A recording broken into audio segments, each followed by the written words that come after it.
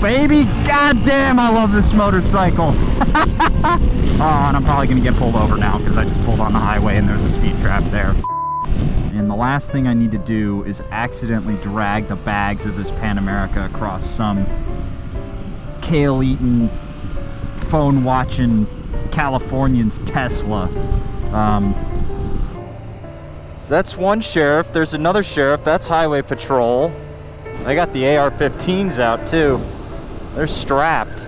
And we're stuck. Somebody decided to flip over their truck. I think we're probably gonna need to settle in for the long haul here, boys. Whee! Oh, man. Well, I was almost involved in a horrendous accident. What is going on, ladies and gentlemen?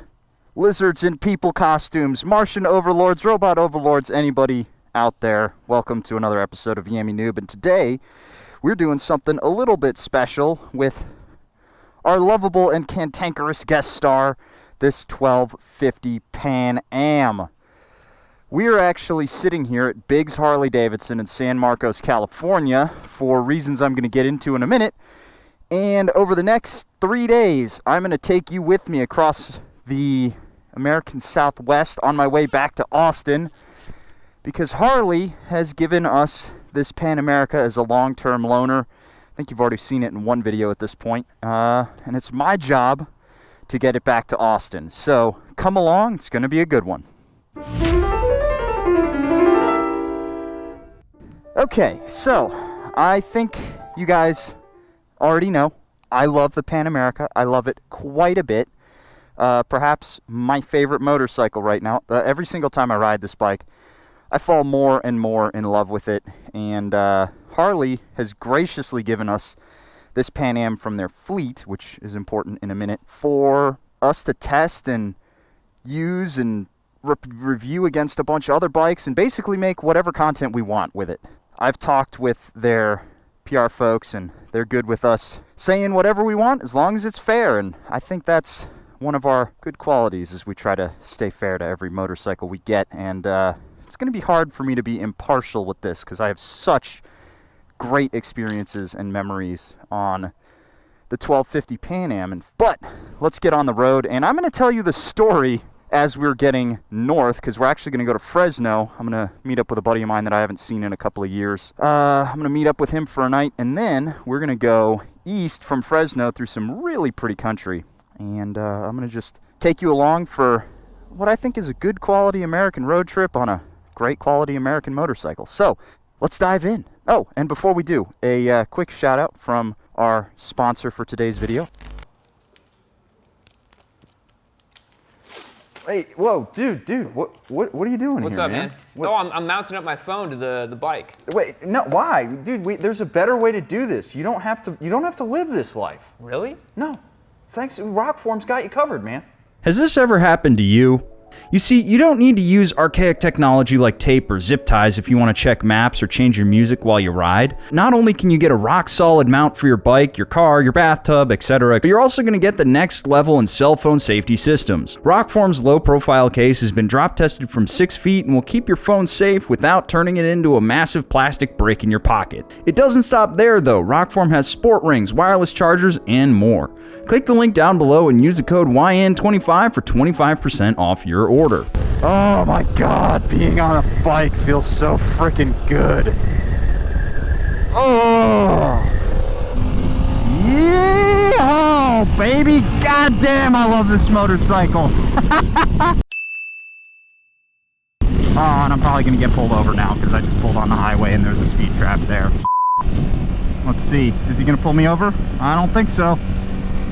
Alright, so let's get started with that little story about the lineage of this motorcycle, shall we? So, this motorcycle was given to us as a long-term loaner from Harley Davidson for us to test out. I was bothering our contact over there, Matt, and I was like, hey man, can we get a Pan Am for a good long time? And he was like, sure, here. let me set that up for you. I'll get you one with the Anarchy Wilds and the big old bags on here, and you guys can go test it out in Big Bend and do whatever you want to do with it. And I was like, sweet, that sounds like a ton of fun. That was supposed to be back in like April. It took us a while to get our hands on this motorcycle because they're having some issues shipping the fleet bikes around because of the whole, you know, situation with shipping bikes everywhere. It's really hard now, and it's really expensive because gas is going up and all that stuff. So I volunteered to get on a plane and come down to LA and pick this bike up from their LA Fleet Center, which ended up working out really well because Yam is spending the month of May all the way until I think the last week of May or something like that here in San Diego. So I rode down to San Diego and I met him up so that we could make some content. And while we were out there, which I believe if I'm remembering the timeline right, you're going to see the videos that we made here in San Diego. So we're out in the Coral Canyon place, off-road vehicle joint, and we're, you know, goofing around off-road, and the trails were getting tough, man. They were getting real tough, and I couldn't think, why is the bike stalling so much? It was like I couldn't keep the bike alive no matter what I was doing. I was giving it gas, and I couldn't get the thing to bite, and it kept stalling, and I was like, man, I really suck at riding off-road. I need to go back home and rethink my life. Then I try to climb out of this hill basin, basically, and I think you're going to see some of the highlights in that video.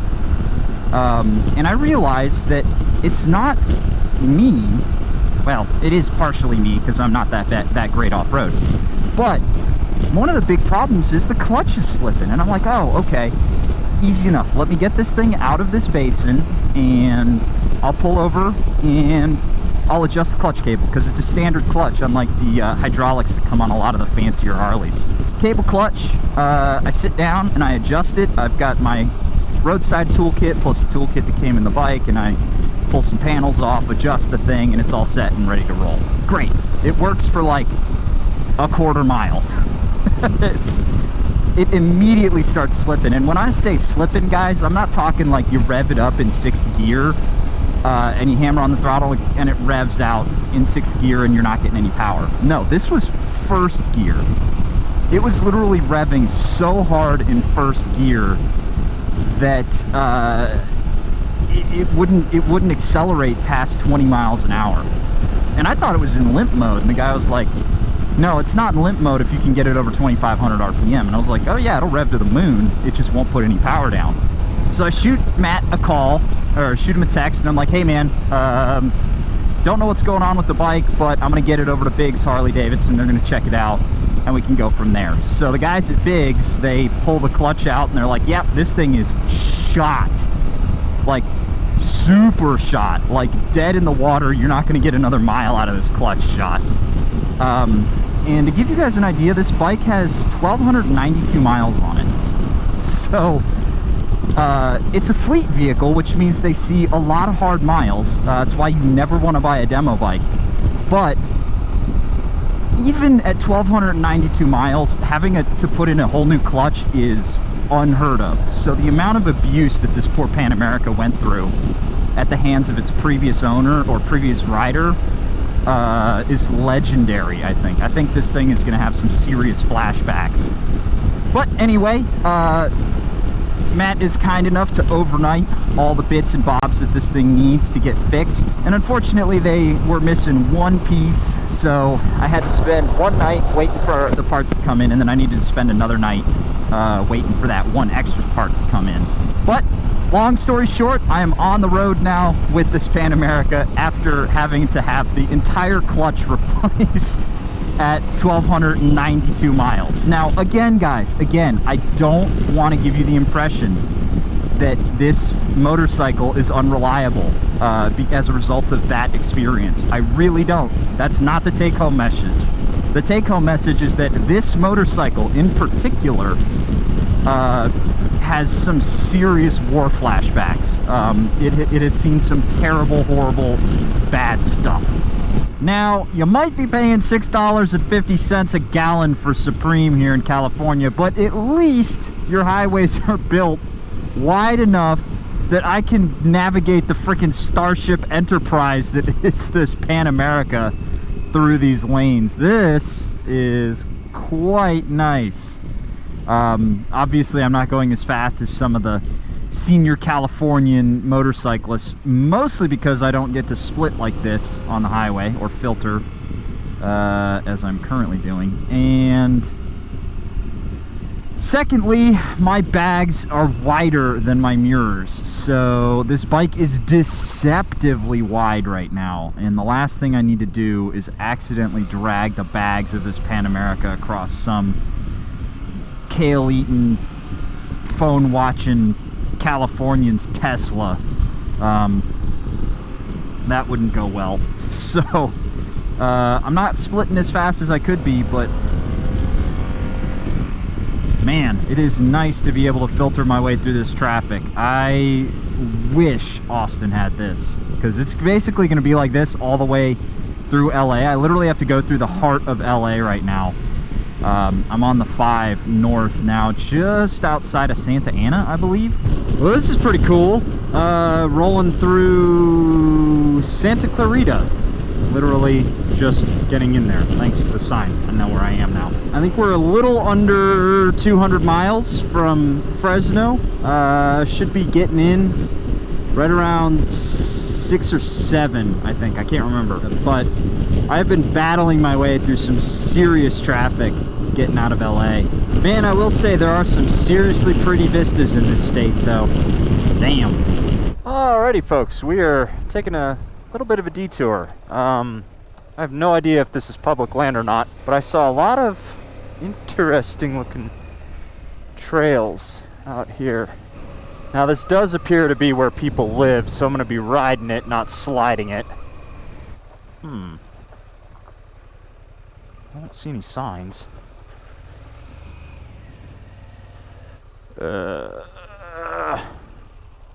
Let's see here. Let's stay to the right.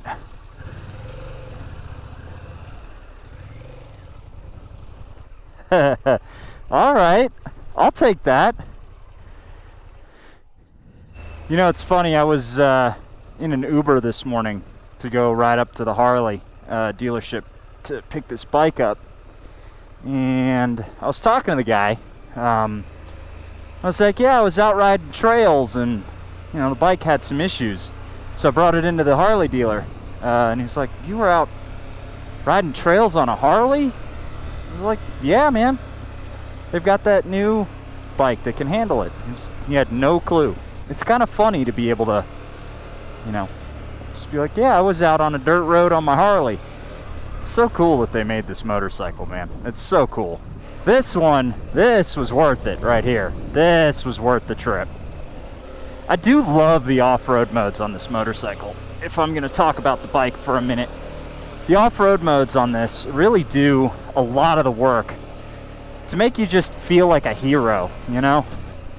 I've said it before in the videos where I was doing the off-road classes and stuff, but this bike has a lot of great tech to keep this thing rideable. Holy cow, look at all that.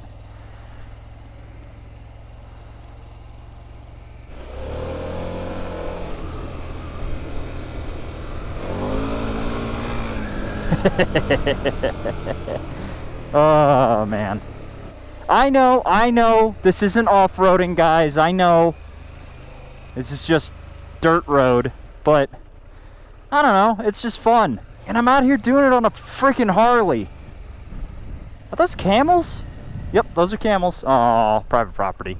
Okie dokie, fun over. Back to the highway. And just like that, welcome to Fresno. It actually looks kind of a lot like a smaller San Antonio out in the middle of a valley here. Despite this motorcycle being really comfortable, the windscreen's kind of in a rough spot, I'm not gonna lie. And I think I'm gonna try tomorrow morning taking it off and seeing if that causes the wind flow to be just a little bit more laminar coming off of here. We'll experiment with that tomorrow, see what it's all about. I think if it was just a little bit taller, had one of those lips and it was shooting wind up over my head, that would be great. But I also am cruising pretty quick. Anywho, I'll catch you guys in the morning. Alrighty, folks, we are now on board for day 2 of the trip back to Austin. Met up with my buddy. We just left a breakfast joint here downtown, or just outside of downtown Fresno. And I'm getting a little bit of a late start. Theoretically, I'll be in Flagstaff, which is my stopping off point tonight, at 8:06, according to my maps. And I can guarantee you right now, I am not going to hit that target. I am a bit bummed because Yosemite National Park is out here, Sequoia National Park is out here. I'd really like to spend some time through those national parks, but we got to get on the road. But a status report on Tim Motorcycle. The clutch is now totally broken in. It is not slipping through gears anymore. It was slipping in 6th and 5th as you roll on, but that's just because the plates were brand new and needed to be worn in. I'm getting on average like 200 miles to a tank, which is pretty good. That's pretty good. I think today I'm going to see less just because I'm probably going to end up going a little bit faster. So I'm not sure if you can see how much more vibration in sport mode there is on the Anarchy Wild front end. On the road, the Anarchies are loud, they're vibey, they're not exactly the most comfortable cruising tire, which is part of the reason why I think it's a bit odd that Harley spent so much effort in designing the motorcycle around the Anarchy Wild. It works really well off-road, but on-road it doesn't seem like the best choice for a like a 50-50 tire. Especially in sport mode, the front end gets pretty bouncy. It happens at like 40 to 55 miles an hour, and then again north of 80. And it does settle out, but you know, it's just a weird thing that it does. Another thing that this bike does, and I'm not sure if it's the setup or what the geometry is, but so I'm just cruising. Let me set the cruise control. I'm gonna set it at 80. Let's get it going to like 80 miles an hour. The front end has a tendency to dance a little bit. It doesn't do like horrific speed wobbles, and when it does, the steering damper does a great job of catching them and smoothing them out. The front end never wobbles more than like once or twice. So it actually is a really comfortable place to sit at speed. It doesn't do weird stuff. Like my KLR, north of 75 miles an hour, if you catch a speed wobble, the only way to stop it is to roll off the throttle. It won't sort itself out. But this, rock solid straight. When it gets offline, it just figures itself out. Which you'd expect from a bike with all this electronic technical wizardry on there.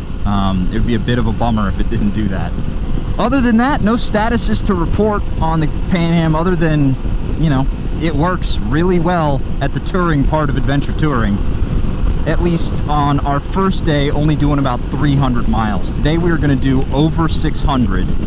The next day we're going to do a little bit less. We're going Flagstaff to Roswell, and then Roswell to Austin in one shot. Now, one thing I ought to admit to all you fine folks while I'm sitting here overpaying for gas is that I have decided to wear my tennis shoes today on the motorcycle. It is hotter than a rattlesnake's taint out here. So I have put my dirt boots on there. Don't do this. Don't not wear normal motorcycle boots on a motorcycle. I'm accepting the risk today because it is really warm. And I'm not going to be doing anything crazy. Well, this is interesting. Not sure what's going on here, but something's up. And I have no clue what this is all about. It's like they have the entire road shut down. So there's a highway patrolman right there. There's a helicopter over there. They're stopping traffic there. And I see some flashing lights up ahead. So that's one sheriff. There's another sheriff. That's highway patrol. There's 2 more sets of flashing lights. That's another sheriff and another highway patrol. They're out here looking for somebody. Those guys are definitely detaining somebody over there. They got the AR-15s out too. They're strapped. Well, I just hung a left at Bakersfield, and now I'm going to, as the French say, go through des montagnes.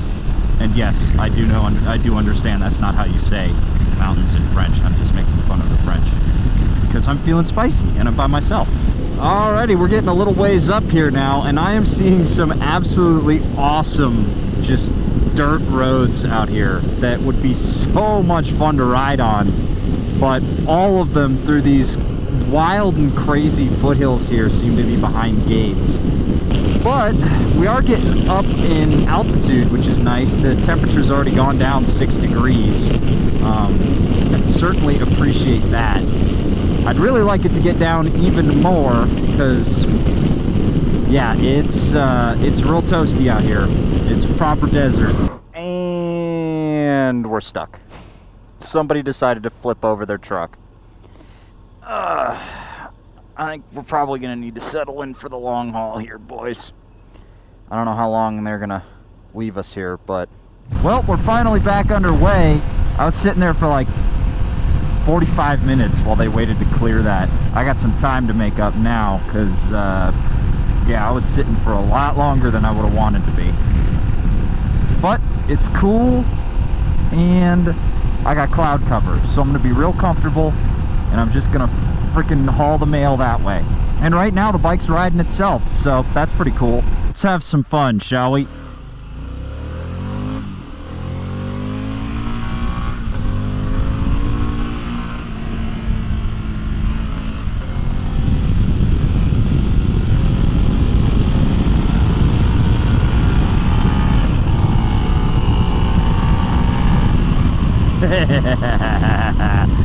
I spy with my little eye something that begins with D. Any guess? Any guesses, anybody? It's dirt! Well, guys, I have an interesting development. The rear tire is going. And by going, I mean it's on the way out. I just pulled over to fill up gas in Ludlow. I'm not even out of California yet, and I've put about 1,000 miles on the bike. Even cruising on the highway, these Anarchy Wilds, they're supposed to get more than 1,000 miles worth of life out of them. So I'm not sure what's going on. I'm thinking that the person who managed to blow through the clutch chunked up the rear tire in such a way that it's causing it to wear out faster. That's the only thing I can think of, because I haven't done anything to this tire, you know. I've just been cruising, and yeah, obviously it's not a great road tire. It's a 50-50 tire, but you look at the front on this bike, and the front's fine. Front's totally fine. At the rate that I'm going through these rears, or this rear, I could probably run 3 rears for this front. Again, I don't want to give you the idea that the issues that I'm having with this motorcycle are issues with the platform. I think it's an issue with this bike. Specifically this bike having been absolutely abused by somebody before it got to me. I'm 260 miles from Flagstaff, so I've slowed down a little bit, which will theoretically help keep the tire a bit cooler, extend that life a little bit longer. So I'm gonna motor onto Flagstaff and see if I can't find a rear tire for it at Grand Canyon Harley. I don't know, as this tire gets older and older, I need to focus more and more, and I need to keep myself focused on what I'm doing. So I think I'm going to cut the cameras for today, and I'll see you in the morning. Alrighty folks, welcome to the morning of day 2 on this ride. Or is it day 3? Day 3. I wanted to give you guys an update on the status of the rear tire. So, if you guys are looking here, it's going to be hard to see on the GoPro because it flattens everything out. But I'm looking at the state of these center knobs, right? And you can see the leading edge of all of these knobs are torn to shreds. And I have very little behind each knob. They're starting to scallop this way. And that trailing edge is maybe 1/4 of an inch, something like that. And you can see where the health of the bigger knobs down the center is. These tires are wearing out real fast. So I got with Matt over at Harley, and he has found me a spare in Albuquerque. So I'm gonna get this bike to Albuquerque. Thunderbird Harley Davidson is the name of the shop. I love how Harley Davidsons are called, by the way. It's great. I'm gonna go to Thunderbird Harley Davidson. Yeah, you can see it's in rain mode, just by how soft the roll-on is.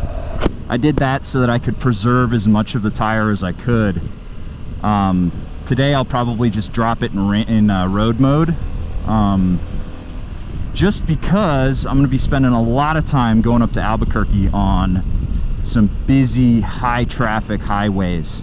I'm going to need the power on tap, which is nice. Normally I'm used to riding on the KLR, and even in rain mode, this thing would absolutely dust up a KLR.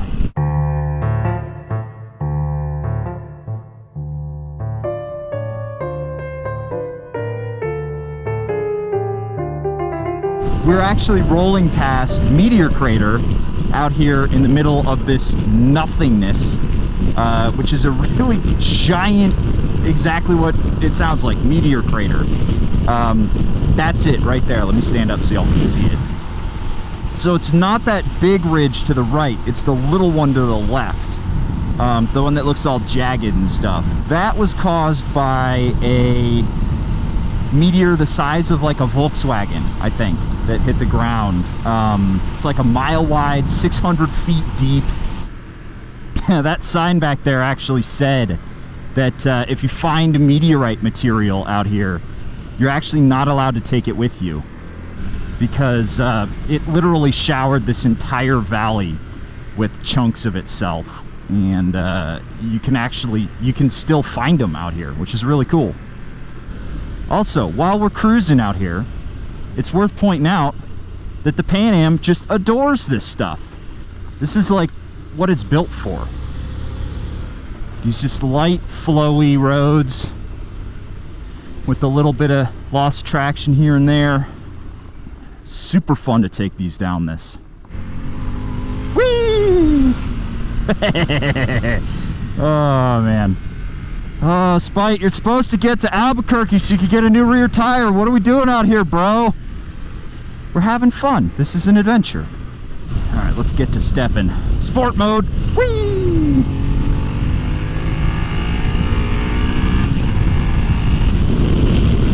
I've always wanted to ride through this part of the country on a motorcycle, and I've always envisioned myself doing it on a Harley. I was anticipating it being something like a road glide because, you know, Shark Nation and all that. But the dirt glide is doing admirably well. In fact, I think it's more fun for me to be doing this on the dirt glide than a road glide, because everybody's been doing this on road glides. And I'm sure there's a bunch of Pan Am dudes out there who are like, I did that ride last weekend, but this is just super cool for me. This is definitely one of my favorite parts of the US. Absolutely one of my favorite parts.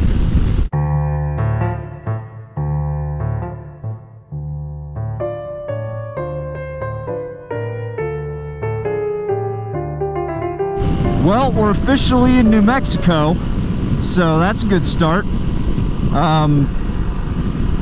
I am in desperate need of gas. I just passed a gas stop. There's one a little bit further on. I basically want to get as much out of this tank as humanly possible so I don't have to stop between here and the Harley dealer. Today was supposed to be a shorter day, a little bit of a recovery day. I knew these roads were going to be really easy and I could kind of just haul the mail on them. So I initially planned for today to be, you know, pretty quick, but the detour to Albuquerque is adding some time. Now that is a Busa highway right there.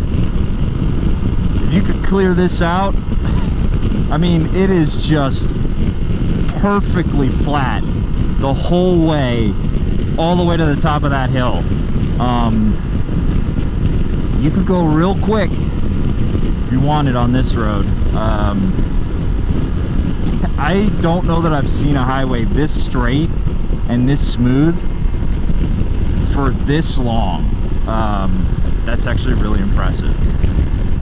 Now, I would have thought that the Harley dealer was the one with the giant American flag, but apparently it's a little further on down the road.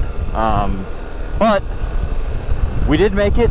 No weirdness with the tire. It's deader than a doornail, but we did make it in one piece. Alrighty, folks, we are now out here out front of the service department at Thunderbird Harley Davidson here in just outside of Albuquerque. That's the word I'm looking for. Brand spanking new rear tire on here, this new Anarchy Wild. It is up to 44 pounds of pressure. I imagine they probably took it for a little bit of a road test before. It's got the spews on there, so it is as fresh gets, and I am looking forward to getting back on the road. But first, I need to get me some chow, because I haven't eaten a damn thing all day. So I'm going to go find myself a quick bite to eat somewhere, and then we're going to get back on the road. Alrighty, ladies and gentlemen, we are on 40 again. We're on here for 41 miles outside of Albuquerque. This is actually kind of a cool stretch of it, though, because it's winding up through the hills to the east of Albuquerque. And if you drive through here at night, it's really sort of surreal, especially if you're in a manual transmission car, because there's no street lights here, and you can literally just shove in the clutch, throw it in neutral, and coast down this entire highway. Roads aside, I would like to pontificate ever so slightly, perhaps simp ever so slightly, for the Harley experience. And some people might be like, oh, you know, I already see the jokes. Oh, Spite, there's so many Harley dealers because you got to get it repaired all the time. First of all, that's not the case. Second of all, that's not my point. Now, this motorcycle has been a bit of a problem child. I liken this to like a rescue puppy that's been through, you know, 6 months of just mean owners doing mean things to it.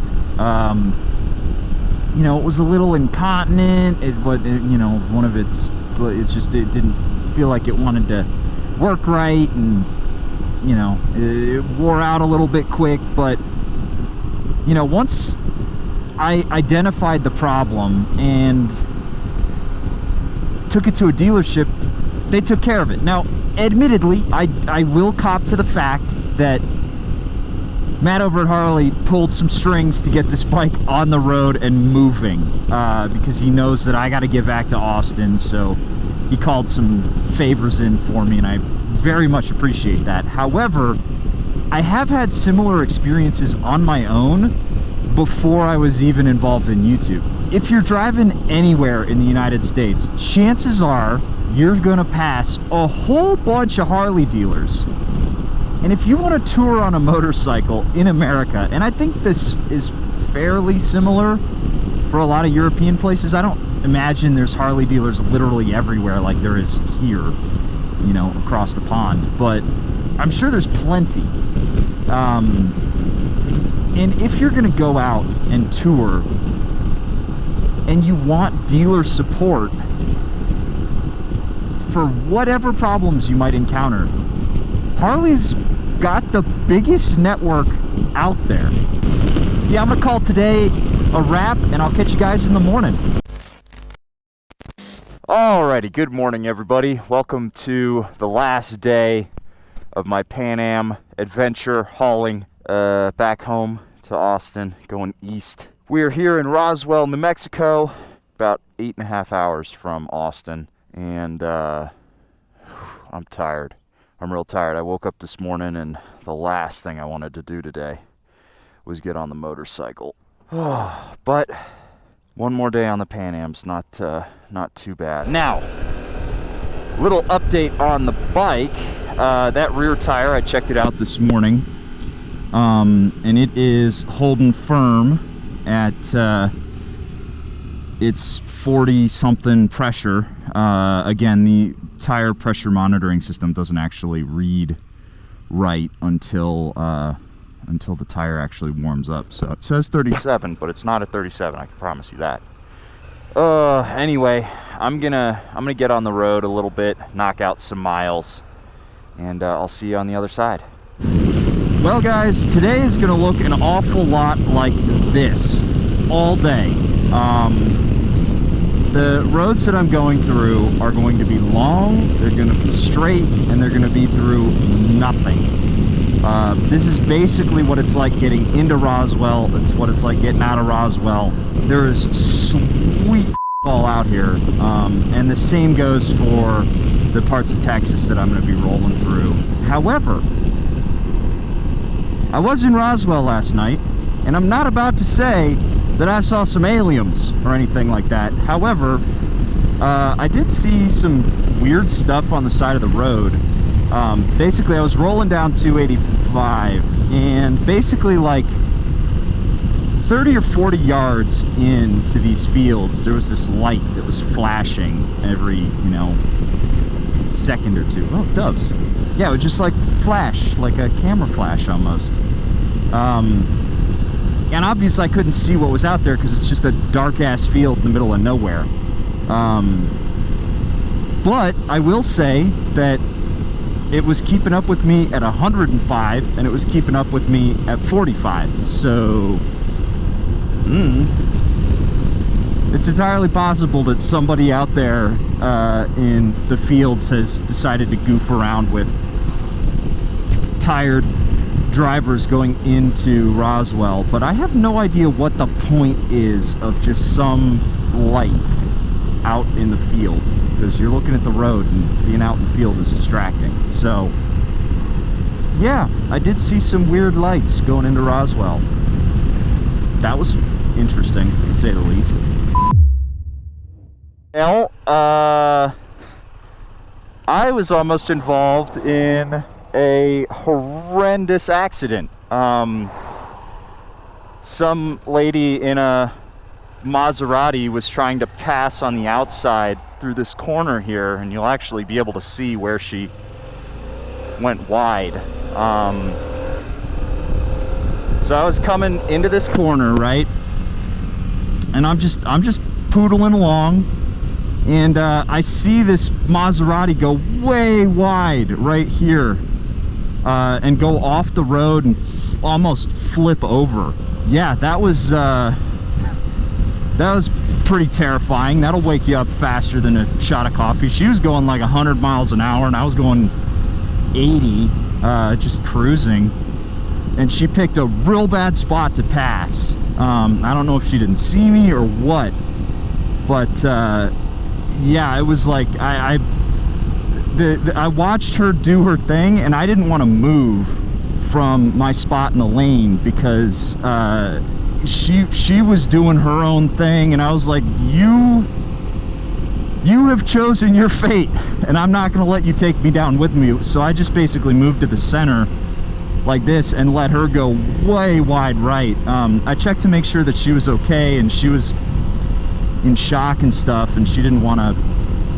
I was like, you probably should just sit and take a breath for a minute. I'm not mad. I just want to make sure you're okay.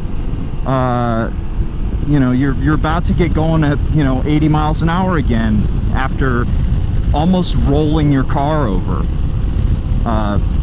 Frankly, it's a miracle she didn't roll that car.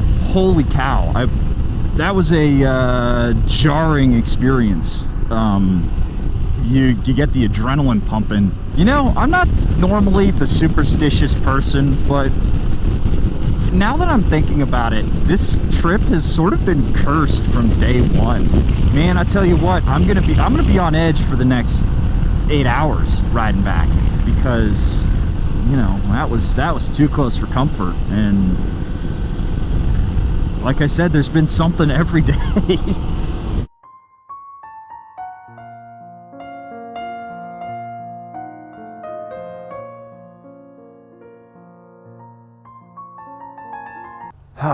Alrighty folks, this is the last fuel stop of this trip. I'm here in Lano, you know, whatever you call it, I don't care. I'm sorry if you wanted a sunny wrap up to this video. I am so over this whole thing. I have been on the road for 3 days. I've been clicking off miles like crazy. Let me get on the road and I'll give you my final thoughts on all this adventure. Alright, so first and foremost, let's talk about how the bike did. Alright, so bike is perfectly capable of doing this trip. Personally, I would get a taller windscreen so that I could raise the seat to the proper spot for somebody of my height. A taller windscreen is really going to help. Secondly, if you're going to travel big distance on the Pan Am, I highly recommend not doing it on the Anarchy Wilds. These tires, they work pretty well off-road. They work really well off-road, in fact. They're limited in terms of their highway top speed, and the higher you get on the highway, the more easily they start to wander and wobble. They're not a very stable highway tire, nor are they particularly long-lived. The one that I have on now, at the end of the day, is starting to scallop a little bit at the rear. It's done, let's see here, probably about 800 miles, something like that.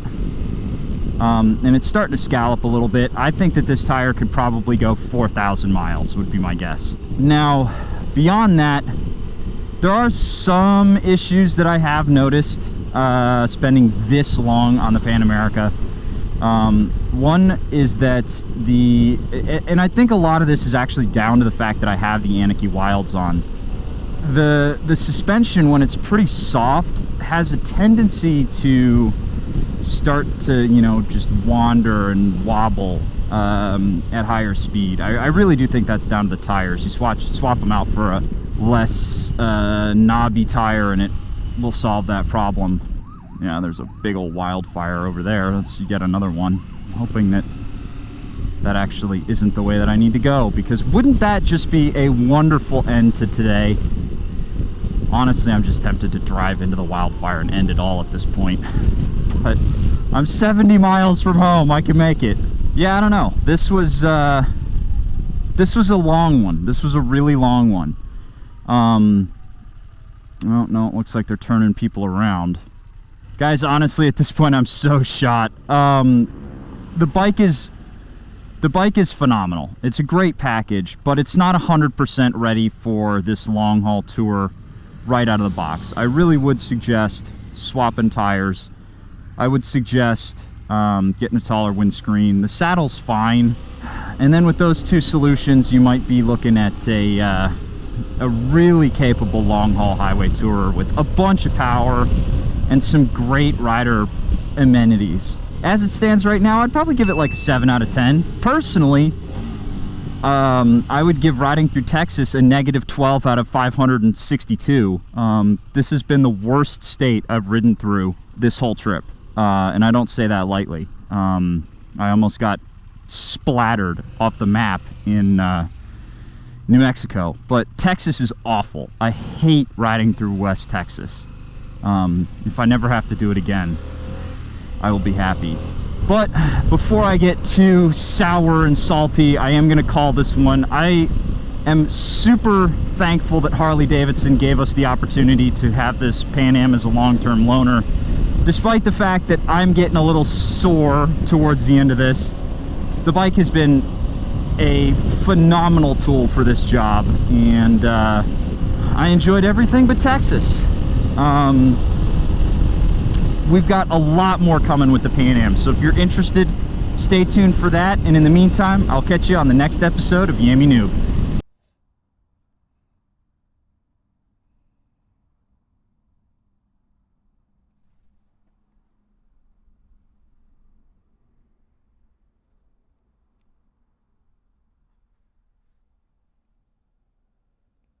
Keep watching Yammy Noob!